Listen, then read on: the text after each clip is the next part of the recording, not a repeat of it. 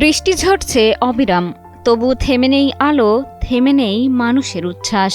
এমনই মনোমুগ্ধকর পরিবেশ দেখা যায় অস্ট্রেলিয়ার সিডনি শহরে। বার্ষিক ভিভিড উৎসবের উদ্বোধনী রাতে সিডনি শহরের বিখ্যাত স্থাপনাগুলো যেন রূপ নেয় এক স্বপ্নময় ক্যানভাসে।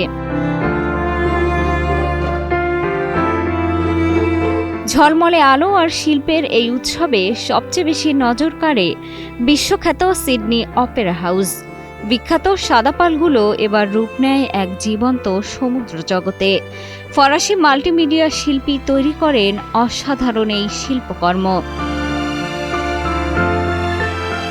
যেখানে দেখা যায় ভেসে বেড়াচ্ছে মাছ, দুলছে জেলিফিশ, আলোর ঢেউ ছুঁয়ে উড়ে যাচ্ছে পাখিরা। বৃষ্টির ফোঁটা যখন অপেরা হাউসের গায়ে পড়ে, আলো আরও জীবন্ত হয়ে ওঠে, যেন পুরো শহরটাই বিশাল এক রূপকথার জগৎ।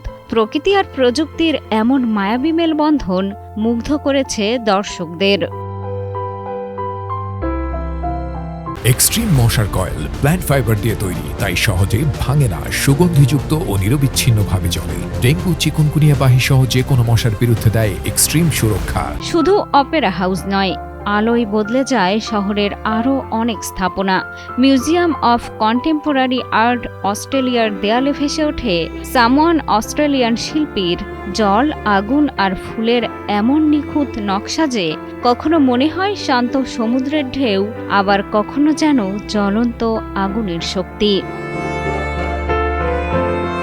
স্প্যানিশ শিল্পীর উপস্থাপনায় ভবনের গায়ে ফুটে ওঠা জ্যামিতিক আলোর নকশা দর্শকদের নিয়ে যায় অন্য এক জগতে। ভিভিড শুধু একটি আলোর উৎসব নয়, সৃজনশীলতা, সংস্কৃতি আর কল্পনার উদযাপন।